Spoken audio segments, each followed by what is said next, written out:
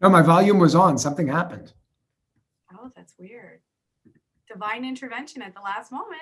Thank goodness. Yeah. All righty, we are No, my live. volume was on. Something happened. Oh, that's weird. Oh, we were okay. 1 second. Let me go on the right mode. We're on gallery. YouTube sees us both. All righty, we are live. My volume was on. Something happened. There we go. Okay, we're good to go. Everybody, thank you for tuning in. We had a lot of technical difficulties with streaming and sound and whatever it is. So if you heard Patricia say divine intervention, that's because we were having problems. Anyways, so let's do this thing. Let's just dive right in. Patricia, thank you very much for joining us today. Thank you for having me.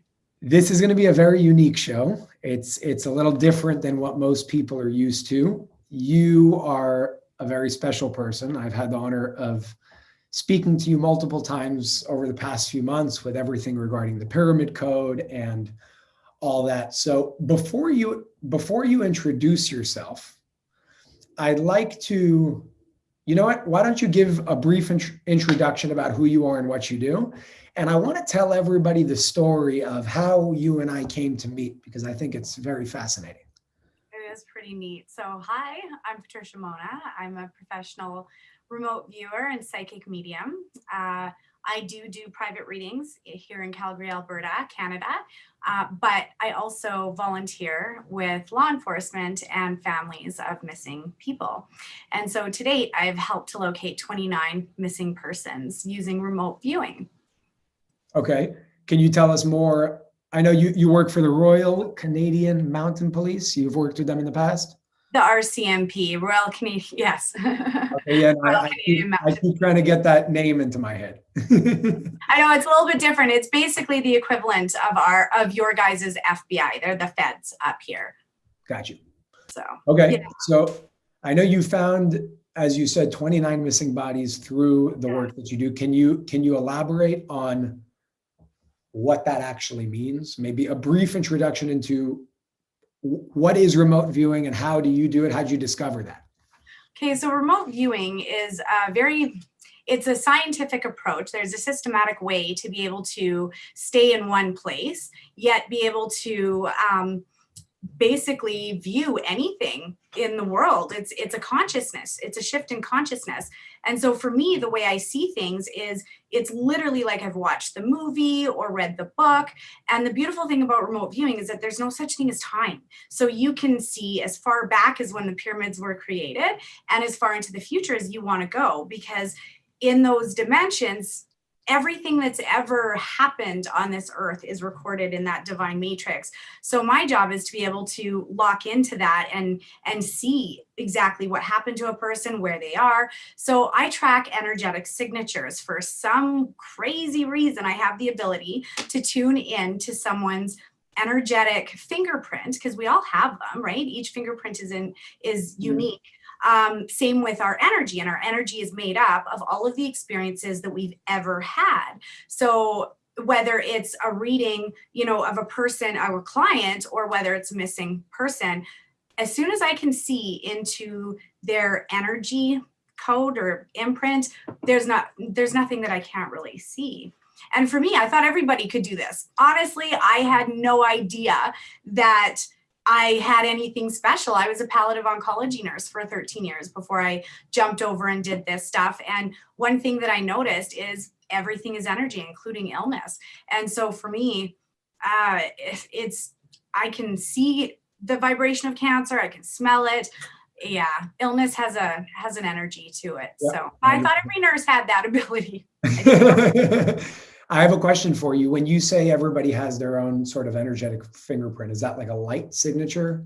Yeah, it's a conglomeration, like I said, of all of their experiences. Everything that a person has ever gone through becomes part of their soul signature. And there's a book up there that's written. I guess that's a better analogy. I can read the book, whatever in your book, what chapter you're on. I can flip back and forth because it's already, a lot of our lives are predestined, and we just don't realize it. We go through, when we get here as souls, we go through a grid of amnesia. And I think that that's what deja vu is. It's kind of peeking between that grid of amnesia, but between the veil.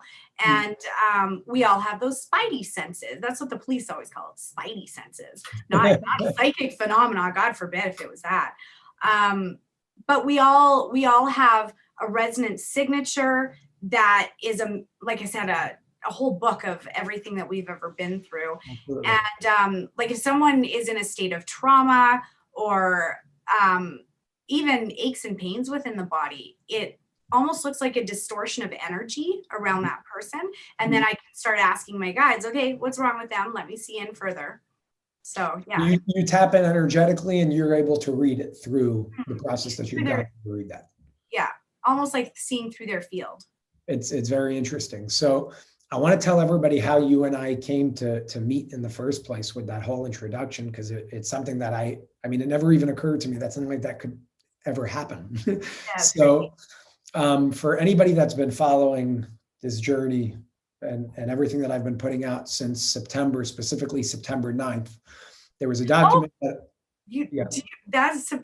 September 9th is a very important date for me. I can't believe you just said that. Since September. It was chosen purposely, not by me, but it was chosen for specific energetic purposes. It's a big date for me too. It's why I do what I do. It's totally September 9th, 2004. It changed my life, and I changed my career, everything. So sorry, you just gave me goosebumps. It's a powerful day. 9 at 9 a.m. Eastern Standard Time was when the document was published for free on my website. As of now, it's been translated into 9 different languages, 2 audiobooks, and I mean, it just reached many, many people all around the world. So when this whole thing started, I sort of dealt with an obstacle that came my way. And I was given this document. I said, okay, we're going to put it out, but how do I get it out to the world? How do I make this different than anything else? How do I let it reach the masses? So I sat down day and night, leading up to that date. I had about probably a month to a month and a half to prepare for how I would do this. Mm-hmm. And I started making calls. And I called radio shows, and I called reporters, and I called journalists, and everybody in between. And there was one day where I was watching Cosmic Disclosure on Gaia. While I was doing all this work, Cosmic Disclosure was just in the background. And I wasn't really paying attention to what the episode was saying. But at the end of the episode, because I was doing work while it was on, at the end of the episode, I happened to look at the screen, and I see, if you want to reveal truth, whatever that message said, contact us here. And there was an email. So, and it's an email at the end of every Cosmic Disclosure episode. I didn't know that at the time. So I saw that, and I had this boom, in my heart. I'm like, that's the one. I gotta get there somehow. So I sent an email, and I got in touch with our mutual friend who's a producer at Gaia. And he said, okay, very interesting. He was very cautious in the beginning, stepping into this whole thing. What is this? How do we know this is valid? And there came a point where I saw a big transition in the way he kind of paid attention to this topic, and he gave it a lot more weight. So I asked him, I said, listen, why do you believe me? I'm a young guy. Maybe I'm making it up. Maybe I wanted to get attention, famous, money. I don't know, something. Why do you believe me? What's your purpose for believing me? We've never met. You don't know me. What's going on here?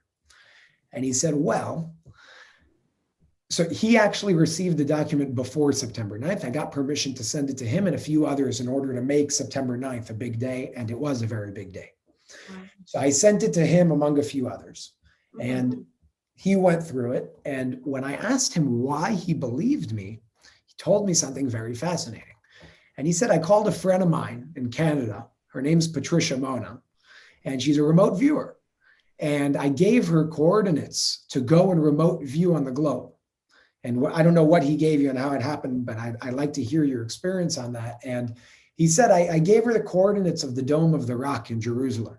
Now, in the Pyramid Code, there's a portion that talks about certain objects and items buried under the Dome of the Rock. And it gives you in-depth like a list of X, Y, and Z, and there's a big list of what was in under there. If I can remember off the top of my head, there was a jar of manna, as they call it, which was the food that the Hebrews were eating in the desert for that 40-year period. Do you know why they ate that? Do you know why they ate that? I want to hear it from you. It's about resonance. So manna is monoatomic gold, which helps to raise the bioelectricity within the energetic field, making you way more powerful. So that's why they ate it down there. It was there's a lot of mysticism behind that purpose of the eating process having to do with helping the resonance of the body to receive certain things. So, I mean, you're on the money with that one. But there was manna. There were 2 staffs that the Egyptians used. That maybe you can tell us more about, because I know that you've seen them, even though it says it in the Pyramid Code.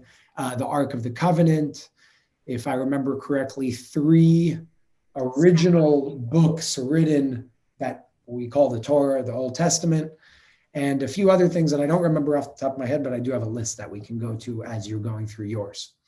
But he told me, I went to Patricia, I gave her the points on the map. I asked her to go remote view. She came back with a list. Now, at the time, you never had the Pyramid Code document because it wasn't released. And I didn't even know what I was remote viewing at the time. Exactly. He just gave me coordinates. And he said she came back to me with her experience and what she saw during her remote viewing process. And everything that she said on her list with detail correlates to what's written in the Pyramid Code. And he said, that's enough validation for me, because I know that she doesn't know you. I know that she doesn't even know the place that I asked her to go to. And she gave a description of what she saw. So, I mean, coming from a woman who's obviously established in this, you found 29 bodies, you work with police forces, it's coming from a very credible and valid place. So let's shift it to you. Can you tell us about how that all started with, I mean, from the beginning of how you felt when you got that phone call and what you went through in terms of that experience of remote viewing and what you saw? Well, I love remote viewing, and our mutual friend was bombarding me at the time with alien artifacts and decoding what was carved into them and stuff. I love doing this. I had no idea I could do this. I mean, normally on my day-to-day, I do readings for people in my office, and then the missing persons is one thing, but I didn't even think it was possible, to remote view the pyramids or aliens or psychic archaeology, that kind of thing. I had no idea. I'd never tried, didn't know it was a thing. So he had given me a few pictures of alien artifacts to look at. And then all of a sudden he asked me. Those are the ones from Mexico, I think? Yes. They're incredible. Yeah, they really are. And the energy off of them is insane when I remote viewed them. It was really neat. There's stories behind all of them. I saw those in person when I went to see them in Colorado. They're beautiful. I was supposed to be there for dinner to meet you guys, and lovely shutdown. I wasn't going back to 14 days in. No. Up here it's awful. I think you guys are only 7 days now, but we're 14. We've been all year. Crazy. We're just trying to survive at this point.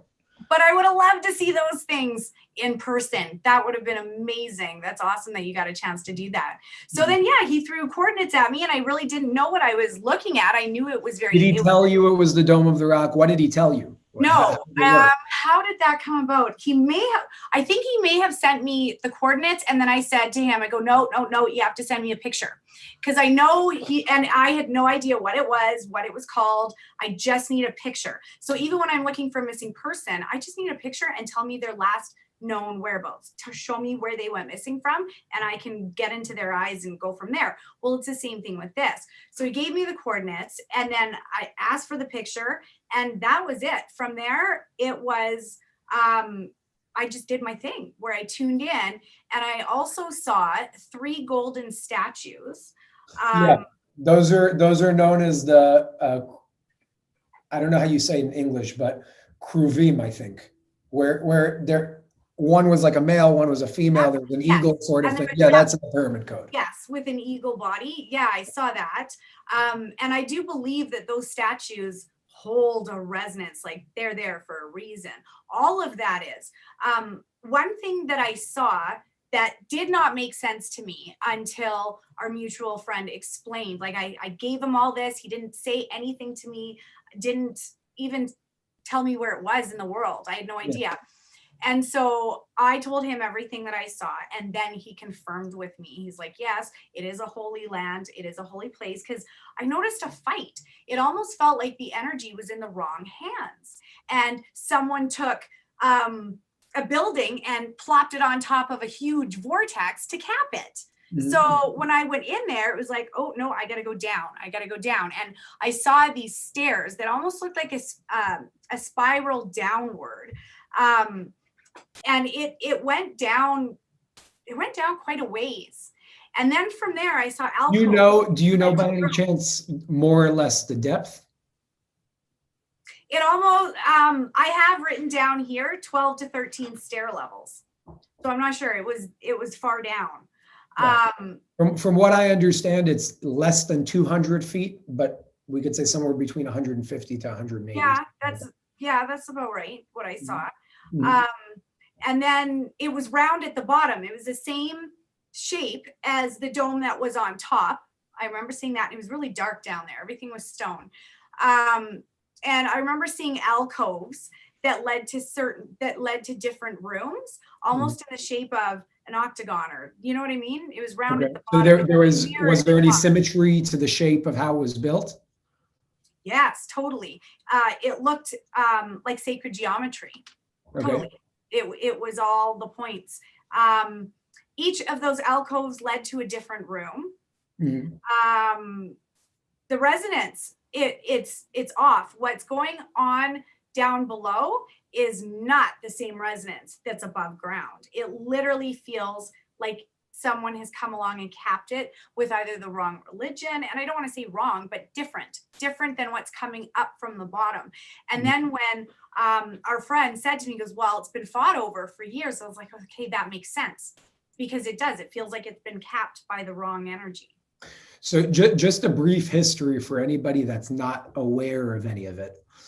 The Dome of the Rock in modern day is a Muslim shrine. It's a mosque. Before it was a mosque, just to give you the history of how it went, how it all happened. Before it was a mosque, it was taken over, occupied, you can say, by the Jewish people that turned it into their first and second holy temples. And before that, it didn't belong to any religion. So a lot of people say, well, okay, what's the significance of that point? So I want to share that with everybody because it's very interesting and I think very important to understand this point in the world geographically and physically. Yeah. Sorry, I didn't mean to cut you off, but when it comes to religion, and it's not, I shouldn't say wrong religion. That it's not that. It's the energy is distinctively different than what is going on up top. And so it's almost like it's not about the religions. People need to take out religion out of that and understand that this is about an energy vortex that was opened thousands of years ago, and that modern man is still trying to hide because of the power that's sitting underneath it. So they want to leave it. And the best way to leave it is hiding in plain sight. Yes. If that makes sense. So one of the things, and I'm trying to find it for you. Okay, I'm going to read this to you. This is something that's covered in an episode that we did on Gaia, but I want to share a piece of it because it's important in regards to the Dome of the Rock. And I'm literally going to read this to you. So people ask, okay, and this also connects to, everything's connected to everything. So we're talking about right now certain things under the Dome of the Rock, but okay, well, what's the significance of the Dome of the Rock? So I'm going to read you something. In Jerusalem, there is a structure called the Dome of the Rock, which is a Muslim shrine or a Muslim mosque in modern day. The reason why it is called the Dome of the Rock is because the structure is a mosque with a massive gold dome that was constructed over what is known as the foundation stone. The foundation stone is like a massive boulder that the Dome of the Rock, if you Google it, you'll see a massive mosque with a gold dome. That dome is directly over a massive stone called the foundation stone. Yes, it is. This geographical location is a very important location, not just physically, but spiritually as well. The reason for this, according to what I've been taught and the information that I've been taught over the past few years, and this, I mean, multiple religions and cultures do believe this as well. So it does go pretty far back. But this is because this energetically and spiritually rich geographical location on Earth is known to be the energetic center of not just Earth, but the universe. So what does that mean?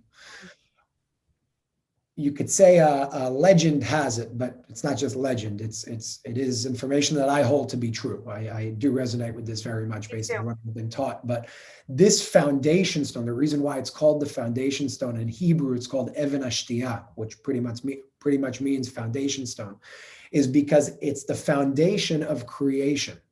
And it's believed to be where creation as we know it started.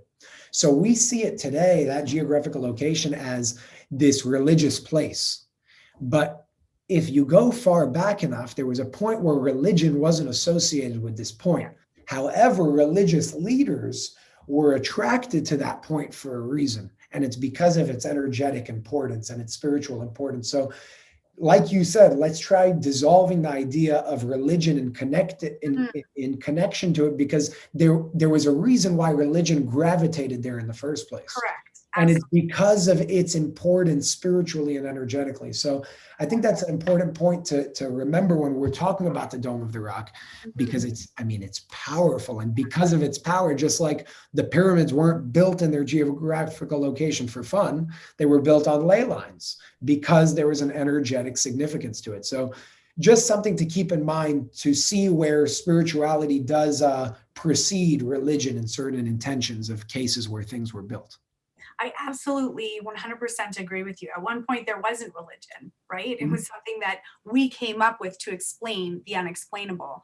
And I truly believe that under that rock, it does have all the ley lines to every grid that's on our Earth. So yeah, it's pretty darn powerful, absolutely.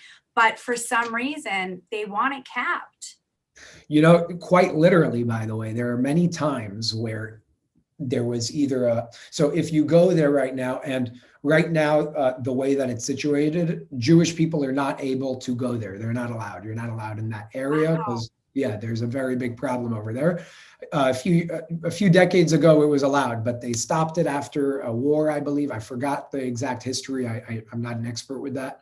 But today, Jewish people are not able to walk on the property of that mosque. They're not allowed to walk onto the area of where the Dome of the Rock is. Now, what's interesting is, if this is just something that you can read online, that happened multiple times over the past few decades and specifically over the past few years, and specifically right after the Pyramid Code was out after September 9th.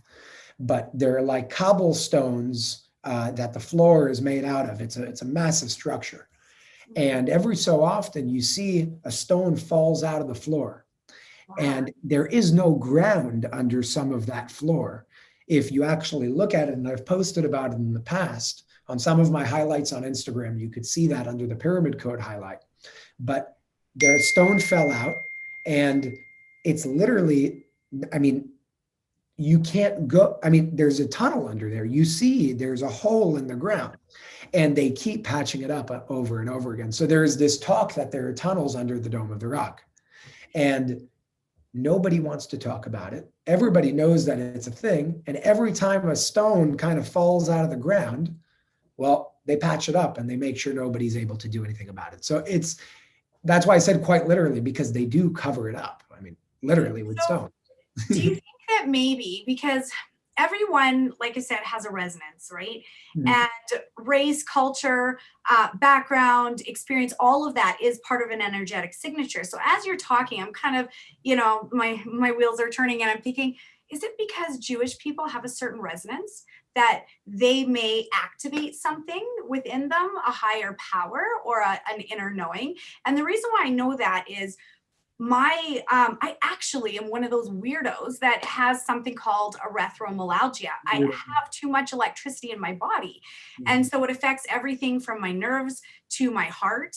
So anyways, my sodium channels don't close. So I literally have too much electricity in my body. And it makes me wonder, is that why I can do this? Maybe. I don't know, like So- looking at things on a scientific level. So I'd like to answer what you just said from my perspective of seeing it energetically. And I think it's a very important question because a misunderstanding of what you just said leads to hate, it leads to racism, it leads to division, it leads to separation. But when we can understand certain things energetically, I think it will unite us. So in this case, I'm speaking to both the Jewish people and non-Jewish people, because in and of itself, I mean, reincarnation does not know your religion. You can be a Jew in one life, you could be an extraterrestrial in another, you could be a fish in another. So there is no reincarnation that goes by religion because religion was created. But when it comes to what you just said, something that's held in the Jewish religion is, and not just in the Jewish religion, but many other religions, especially like devout Christians do believe this because it says it in writing. They call the Jewish people the chosen people. Now, I want to cover that because I'm personally not a fan of that terminology, and I'll tell you why. If you go to the Hebrew root of what people have translated as the chosen people, it doesn't say chosen people. It says in Hebrew, Am Zgula, which means a unique nation. That's all it means. So who decided to translate Zgula, which means unique, to chosen? I have no idea. But chosen to me energetically sounds like somebody with an ego put some sort of thing together. But what I was trying to say was it's got to do with energy, right? Like forget race, forget religion, 100%. all of that. And right? there is a specific resonance to different Yes, beings, that's what I mean. And I think that resonance all has something to do with where we've originally come from, way back when this earth had nothing on it. And I think that we still carry that code within us, and when you go to certain places in the world, it's so much easier to tune in, especially when you're around vortexes. I do retreats in Sedona. And what we do is we go and we meditate in the vortexes. And it is so easy to teach that stuff there. Why? Because of the energy, right? It's easier to peek through the veil. So what I'm thinking is that Dome of the Rock the ultimate veil? You know what I mean? That someone can go and upgrade themselves just by meditating there or by eating that manna, monoatomic gold. It's still a thing out there.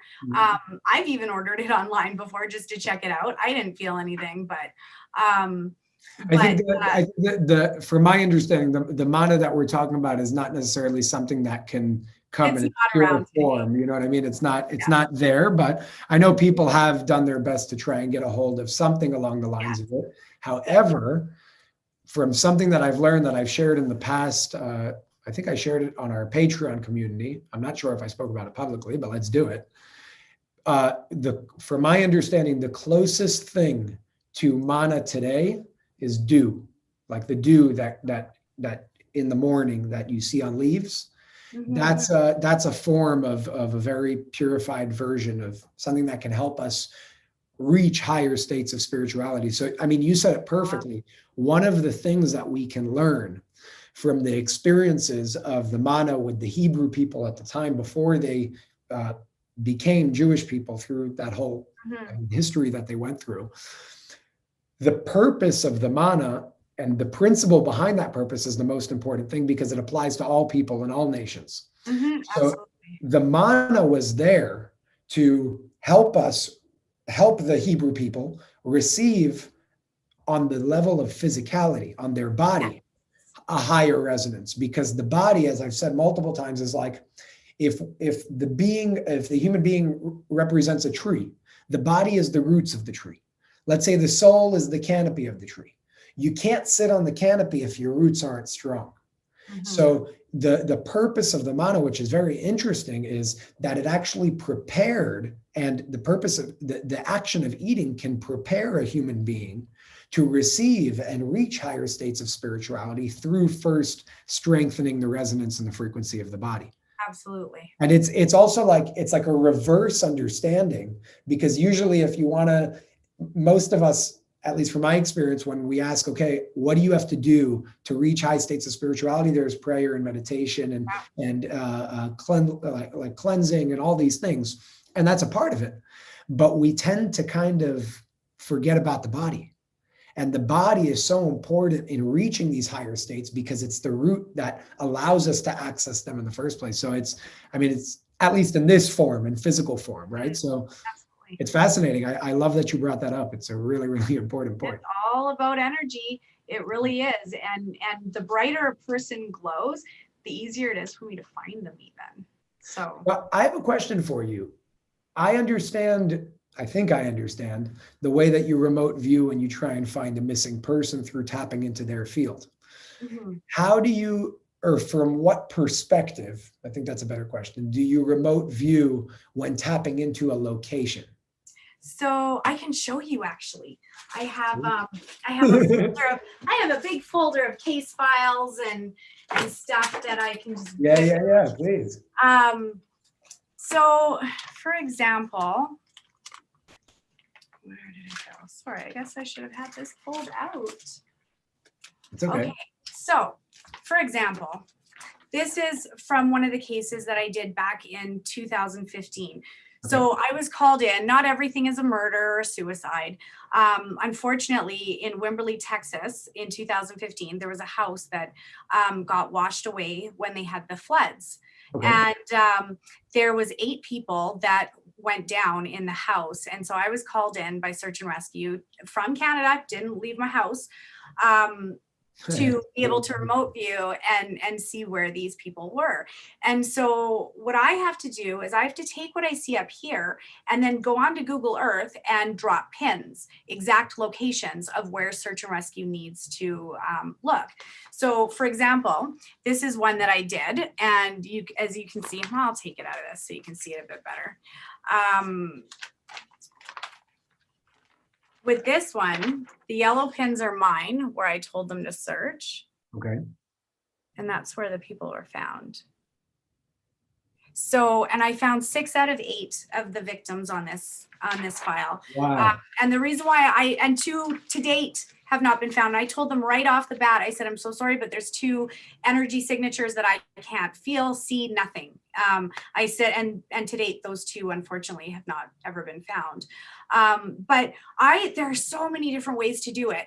I can do the bird's eye view and have a look around what's in the area. This one in particular, it was a little bit more difficult because everything looks the same, right? There's forest all around this river. So when it's out there in the middle of nowhere, it makes it a little bit harder as a remote viewer because it's easier, we'll say when there's a blue dumpster to the left, or a red farmhouse to the right, those things I'm able to energetically pick up and see easier.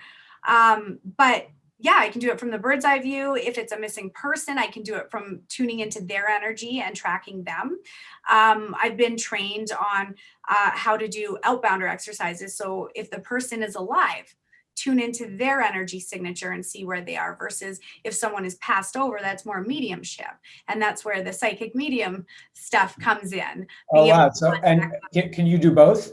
Yeah. I didn't really know that remote viewing was a thing even until I don't even know how I came across the term remote viewing, but I ended up going to the Monroe Institute in BC, Canada up here. And for anyone who is in Canada, Paul Elder is the one who taught me, most amazing teacher at the Monroe Institute. Mm-hmm.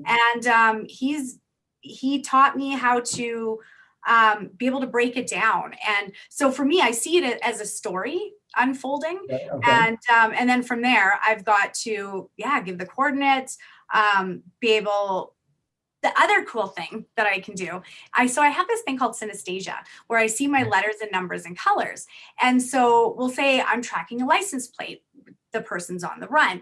So how I'll be able to perceive that, because when you're in your right brain, left brain logic stuff does not make sense. So letters, numbers, good luck. It'll look like Scrabble on a clock if you try to perceive time when you're in that state. Okay. So for me with synesthesia, since I see my letters and numbers and colors, it'll actually show up like a barcode, like a colored barcode. And then I'll be able to know, oh, that's a B, or that's a number 3, or that's a 6. And I'll be able to track license. How were you? how did you figure out how to read what or interpret what you were seeing? Was it trial and error? Did you go through certain courses? Did you have a teacher? Did it come naturally? Oh, naturally. I had no idea that you guys didn't know how to do this stuff. I had no idea. Honestly, I walked around thinking it was common sense and some people are just really dumb. I didn't know. Yeah. So it was more or less when I was nursing that I noticed the energy signature, what death felt like, what an illness felt like, which makes it so much easier to track if a person is missing, right? Mm-hmm. Everything is energy. And so I learned to meditate and turn off, the yesterday and the tomorrow and focus in the now, because that's where the power is. And it is just like it says in the Bible, a kingdom of heaven is within you. Everyone can do this stuff. Everyone is capable of this. There's honestly nothing special about me. I've just found the way to lock into this story and use myself as the portal to bring it into this realm. Mm-hmm. So it is a spiritual journey. When people say, are there tips? Are there tricks? No, there isn't. Go within. You want to know how to do this? Start paying attention to the energy that is bouncing back to you. You'll literally feel it. If you're meeting a person and all of a sudden your stomach starts doing the butterflies, you got to start asking, what is that? It's the same way if we're choking back our words and you feel that big lump in the throat. That's your throat chakra closing. Why? It's for a reason. When you start to ask what it is that your body is perceiving, you'll get a bounce back voice, or I do, that will tell you what it's all about. And then for me, it's literally like, been there, done that, watched it. I watched you do it. I don't know how. You know what it feels like? It feels like less tips and tricks about remote viewing, more tips and tricks about the source that allows you to do it in the first place. And that's by the way, what we're covering next week with our community. And by the way, Patricia is going to be on our Patreon community where we go deeper into all of that, because she's an amazing human that has obviously accessed things that we all have, but not everybody can necessarily do at this point in time because we haven't figured it out. But it is like a muscle. The more you do it, the more it comes, because what I see now compared to what I used to see the preview of the movie. Now I see the whole thing. How long did it take you to develop? If anything? I've been doing this. So I gave up nursing in 2010. So I've been doing this since about 2011. So wow, this is 10 years this year. And I love it. I love it. It's so easy for me to be able to do this stuff. And I gotta say, like, when it comes to the missing person stuff, I've never been paid. I do it all volunteer. That's not how I make my money. I think honestly, that is such a horrible, ethically wrong thing to do, to charge someone money in their worst time of need. Because if my kid was missing and you had the ability to find my kid, I'd kidnap you until you help me find my kid. I don't know, karma, I'm paying it forward. Because I know, if God forbid ever something like that happened, I'd have a whole team helping me out, right? Have an army until you find that kid. Exactly. 100%. How long does it usually take you to? Okay, I have a lot of questions. So let's fire away. I love it. Yeah. So when you go in, I'm going to ask a few. You answer in whatever way you want. I'm going to ask three. What is your perception of time when you're there? What is the difference to you between remote viewing and an out-of-body experience? Oh, okay. Let me answer those because I have a really bad memory. Let's start with that. Yeah. Okay. So with time, there is absolutely no such thing as time. It is a complete mind game. We are just so trained and controlled to believe that, right now it is 10:42, when really it's just our perception of time. Because when you're in that dimension, you can go backwards, you can go forwards. It's by thought. And the interesting thing is, for some reason, I end up teaching this stuff in my sleep. I've caught myself a few times actually teaching people in my dreams, even though I'm astral traveling, and I'm teaching people, look, guys, all you have to do is think up and you float up. think down, and you think, and you come down. And it literally is that easy. You can control that spiritual experience as long as you're awake in that realm and realize it, which is the hard part. When it comes to astral traveling, most of the time, trying to do that and remember it, you're falling asleep, because you have to hit that. When you say trying to do that and remember it, what do you mean? So when you're trying to induce an outer body experience, a lot of the time you're going to fall asleep before it happens, right? But yes, there's an absolute way to induce an outer body experience. If I want to do it and have a target, it's kind of hard that way, because your mind goes willy-nilly, and then you go see what it is that you're focused on. So the first time I came out of my body and it happened, I was in a class for it on how to take outer body experiences at the Monroe Institute. They cover all that stuff. It's awesome. And I remember, like, your body starts to vibrate, and you start feeling the tingles everywhere. You get really fuzzy, and you actually feel like you can hear the fuzz. And I could feel myself lifting out, and I lifted straight up like this. And I remember thinking, oh my God, it's happening, it's happening, it's happening. And the next thing I know, I was standing beside my body going, whoa, Paul Elder was right. This is natural. Because he kept saying to the class, don't be scared. You guys we do it all the time, and people don't realize it. We do. 9 times out of 10, what we perceive as a dream is actually astral traveling. We just don't realize it. So how do you tell if you're astral traveling, or what are the signs? So one of the things, like I said, you go fuzzy. And when you're falling asleep and you kind of jerk like this, that's actually you starting to come out of you and then getting pulled back in. Something scared you, or touched you, or whatever. That's why babies have such a high startle reflex, because they're not locked into their body until about the age of 2 or 3 years old. That's why, think about it. When's your first memory? You don't remember being breastfed. You don't remember yourself peeing in a diaper at a week old, right? Why? Because our souls are not locked into the body until we're about 2 to 3. And that's why kids can see spirit everywhere. And that's why their startle reflex is, you pick up a baby too fast and they're going like this. It's because the soul is trailing behind the body. So as we get older, we get more locked into this realm, and it takes meditation. It takes that prayer, those binaural beats, white noise, in order to induce that state, right? Yep. But yes, when it happens, you travel at the speed of thought. Because the first thing I thought was, Paul Elder was right. Wow, it does feel natural. Where have I done this before? All of a sudden, I was literally stuck to the ceiling of my childhood home, staring at the orange shag rug that I know was ripped out in the 90s. So you can see anything. There's nothing. Oh, so it's not in your experience. It's not just travel. It's not just leaving and seeing now. It's leaving and seeing other now times, if you want to call them. Absolutely. I have a question for you. Do you have any experience with what they call the silver cord? Have I seen it, you mean? Yes. You know what? I got to say no, I didn't notice that. But I remember seeing a big glow around my body. I remember seeing the glow around your body. When I was out of my body. I didn't around your physical body. Yes. And I remember. Did you see straight? Did you see 360? What did you see? 360. You see everything. Your eyes, your floating eyes. And that's why a lot of the time, like if our dreams look dark, we're actually astral traveling because the lights are off. Right.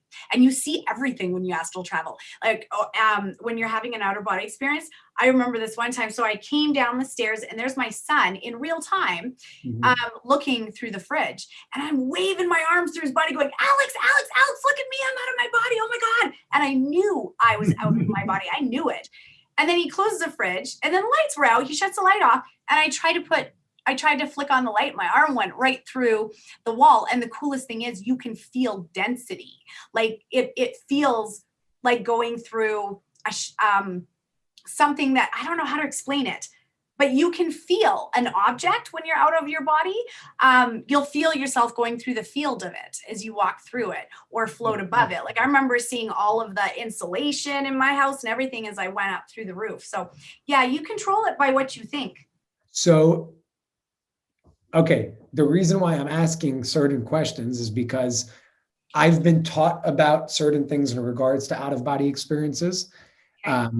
What I've been taught in regards to that is the difference between, and I don't know the exact words in English. I'm taught a lot of things in Hebrew, but there's something called Yetzia. Yetzia, the exact translation is an exit or an out-of-body experience. But then there's another form of an out-of-body experience called an aliyah. An aliyah is, the exact translation would probably be like a moving up, which is a way more extreme version of an out-of-body experience. So from what I've been taught, and I have not been taught, I have not had the privilege of learning how to actually do these things. As a matter of fact, I've been taught on my end to, unless you have the right teacher, to stay away, because it could be dangerous if you don't do it the right way. The reason why I asked you about the silver cord is because, from my understanding, the silver cord, if it rips, you're not coming back. So that's, I don't know. I don't think that. I'm going to be very honest. Mhm. I don't think that. I think that when our silver cord is finally severed, yes, we're dead. But you can't die in the astral. There's no, no. that's what I mean. That's what I mean. I mean, you're not coming back to your physical body. But then you'd be dead. Yeah. So the equivalent of death, but not energetic. I'm talking about from what I've learned, the silver cord, if it severs, I'm not coming back to Jason. We stay where we are, and I don't know what happens next. But the difference, from my understanding, between the out-of-body experience and the other one that I just said, would be the out-of-body experience would be more of like a local thing. So I'm sitting in my chair, we go out of body, I'm around this area. The aliyah, I don't know what to call it. It's like an extreme out-of-body experience is, for example, going to the moon. So going much further. Now, what I found interesting, at least from my teachings, where everybody has a different length to their cord based on certain things that they've gone through, maybe in different reincarnations or current reincarnations. And what I found even more interesting is, again, this is all me sharing certain teachings that I've received over the past few years. And when I say teachings I've received, not from everything from TLS and Ray, that's what I'm talking about. Ray is the person who wrote the Pyramid Code. So he, of course, has the ability to do everything that I'm speaking about. He's done it. He's been taught it in depth. And all of these teachings come from his firsthand experience teaching me how it kind of works. So what I found interesting was the law to the silver cord is the minimum length of a silver cord, which is pretty much what connects the physical body to the astral body, or the body to the soul, whatever you want to call it, is the circumference of the planet that you live on. So the shortest silver cord of a human being will be 24,000 miles. If you go to another planet, let's say Sia, which is a different planet that I've spoken about and shared information about. I don't know the circumference of their planet, but the minimum silver cord length of those beings are the circumference of their planet. Now, an aliyah, the extended version of the out-of-body experience, is when you go to the extents, like the limitations of your cord. And I just found it to be very fascinating because, I mean, out-of-body experiences has been something that many people speak about. And I've never heard of a difference between the local version of it and the extended version of it, with the minimum length of a silver cord being the circumference of a planet. So, I mean, I don't have a specific intention of sharing what I'm sharing, other than that it's very fascinating to hear. I think it's all about intention, because I've been up in space before. I've seen other planets. And I think the weirdest thing that I ever saw out there was I saw these blue disc looking things that kind of looked like platelets, huge blue platelets. And I have no idea what that was. Okay. But it's projecting your consciousness. I don't know. For me, I can do it naturally and with binaural beats. And I can't say I was taught it on a religious level or anything, or on a faith level, because I was brought up a Christian my whole life. Mm-hmm. And so, outer body experiences and all of this stuff, that they didn't teach about that stuff. So for me, it was trying to figure out why this was happening. And and how is there a way to be able to do it on purpose? And there is a way to be able to do it on purpose. I didn't know, I didn't hear anything about lengths, about chords or anything. I didn't even see mine. I just shot right up. And I know that when I've caught myself out and teaching others about it in another realm, which is so trippy because I wrote about it on my newsfeed on Facebook because someone contacted me and said, "Hey, Patricia, you were in my dreams last night. Thanks so much for teaching me." And I heard it from her. Then I heard it from someone else that day, a few hours later. So I kind of wrote it on Facebook. There was 59 comments of people saying that I've ended up teaching them something in their dreams. That's interesting. The craziest thing is to remember it. Remember it. So it's just different dimensions. And I think that, we are all spirit having a human experience. And so I think those other dimensions are a lot more natural. We just go back through that veil of amnesia every night. And that's why it makes it hard to remember. It's so fascinating. It's topics like this that I really do feel that as we continue collectively and individually moving through that ascension process, it's like most people, the majority of the world at this point would probably hear and be like, what are you talking about? And it's like, this is so natural. It is. But it's so not natural in our mentality because we've been indoctrinated to think that we're like these limited beings that are physical, that die and nothing happens after that, and it's so not there. And it's really beautiful to see that even if it's one person at a time, the world is changing. And I really do have faith, and I do believe that we're going to get much further in the next, I would say, in this lifetime, in this reincarnation, probably in the next 30 to 50 years than we have ever before. I think there are a lot of systems that are dissolving. I think a lot of things are becoming more mainstream that used to not be mainstream, and truth is prevailing. It may happen slow in our perception of time, right? But it's happening. And I mean, that's in and of itself what gives me motivation to continue doing things like this, because there are people like you out there, and you have to be heard with your experiences and what you can do and how you've done it. Because if you've accessed it, like you said so perfectly, everybody can. There's I think the only difference between a skeptic and a believer is the experience. Once you've had that, hair-raising, huge aha moment by popping out of your body or seeing a past loved one with your own eyes, it's someone else's truth. It's not yours until you've had the experience. And so my job, like even in Calgary, I teach meditation.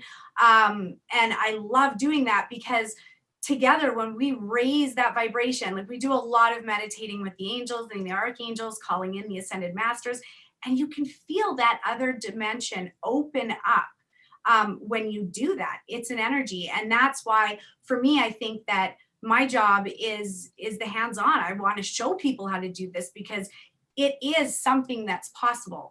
I'm not an anomaly. There's nothing special about me. I've just figured out how to be able to tune into those other dimensions. And yes, I think that your level of faith has to do with it. And I'm talking about the power of faith. It doesn't matter what faith is. You can call God, Buddha, Allah, ultimate energy, universe. It doesn't matter. There is something so much greater that we don't know what we don't know. And that's the thing about skeptics. It's like, you don't know what you don't know. Yep. Even me, the more I know, the more I go, whoa, I really know nothing compared to what's actually out there. It's quite mind-blowing when you can peek through that veil. It is. So I encourage people, create the space in your life, the space and the time to sit in that state of meditation, prayer, and tune in and visualize. One of the greatest things that my mom did for me growing up was she never read me books, my brother and I, books with stories or with pictures in the book. She just read the story, no pictures. And it would always drive me nuts because I'm super visual. I'm always visualizing what I'm hearing, what I'm saying. And she says to me, she goes, no, I want you to visualize the story. Bring it to life. Tell me what the characters look like. Do they have brown hair? Do they have blonde hair? So everything, even when I'm talking to a person, I'm literally visualizing what's happening in their life. And the trippy thing is, It just so happens to be true. So how many times have we visualized something that happening and then it happens, right? Yeah. Or, we think of someone and then they call. It's all energy, and the power of being able to actually visualize something. The more you can feel it, use those 5 senses, smell it, taste it, all of that, you're taking it from that higher realm, using yourself as a portal to bring it to manifestation. Absolutely. Visualization is so important. It's a very important tool when it comes to creation, when it comes to manifestation, when it comes to, I like using the word most, accession, as in accessing something. The reason why I like using that word is because manifest I like also, but the word creator is a very powerful word, and I stand behind it 100%. Mm-hmm. But for me, until I understood what was behind that word, it was problematic. So let me explain. Creator, if I had to deal with creating my own reality, I always felt this like burden of, oh my God, I have to create something now. But energetically, right? Energy cannot be created or destroyed. It can only be transformed. So that means that on the energetic level, on the quantum level, every single reality already exists. If you're sick, there's a reality where you're healthy. Mm-hmm. If you're not doing well financially, there's a reality where you're doing very well financially. Mm-hmm. If you're single and you're not happy, there's a reality where the complete opposite is true. So every reality exists. And when I started focusing on accessing the reality instead of creating the reality, number one, it gave me more humility and understanding that it's already there. And it gave me more guidance and understanding that I don't actually have to make the reality. I just have to put myself in a certain position and situation that allows me to access the reality that's already there. And that can be done through words, through thoughts, through beliefs, through many, many different ways, through using a multitude of different tools that are at our fingertips that we don't even understand because we weren't taught. You know what I mean? So I generally focus, at least on the internal aspect of the program of the mind. Mm-hmm. And I see the mind's program as a reflection of our life, and life as a reflection of our mind's program. And if we can reprogram the mind through our words, through our thoughts, through our beliefs, through our actions, through our external realities, then we literally change our lives, because one is a reflection of the other. So you change the reflection in the mirror, the person, everything changes. Mm-hmm. So yeah, it's important times that we're heading into, and manifestation and creation and accessing is a very big part of it. Absolutely. Because you know what, if I didn't have the ability to visualize, there's no way I'd be able to find missing people. Mm-hmm. If I can't visualize a person in a body of water, it means that they're definitely not in a body of water. Mm-hmm. The stronger my mind screen is, where I can see the movie, the more acute details I can get. And it's all about energy. It's a personal journey. It is. All righty. So to sum this all up, first of all, thank you again, Patricia, for coming on. Thank you for having me. This was wonderful. What I love, by the way, about you is it's not just, with your incredible work with remote viewing and everything you've done, you also have this massive big picture understanding of everything else. And I appreciate that. So you're like, I think that's the most important thing, by the way. I think the one thing that has brought humanity down in the past few centuries is expertise, being an expert in one little piece of something. Because if you only know one piece of the puzzle in and out without understanding how it connects to the rest of the puzzle, then what's it really worth? So you're a being that has an understanding of many different disciplines and sees the connection. And I think that's very important in moving forward in that ascension process. So thank you very much for being here. For everybody that's listening on what day? Let me just see. I think it's February 6th. February 6th, Saturday, February 6th at 12 p.m. Eastern Standard Time, same time that we started this show today. Patricia is going to be joining us on our Patreon community. I'm going to put a link below, and we're going to go more in depth of how to do certain things energetically, how Patricia does certain things with certain tips in regards to accessing certain things within you, with what she does and how we can move through it and apply that to our own individual lives. So that's going to be fun. I look forward to it. And again, thank you very much, Patricia, for joining us and Thank giving us your time.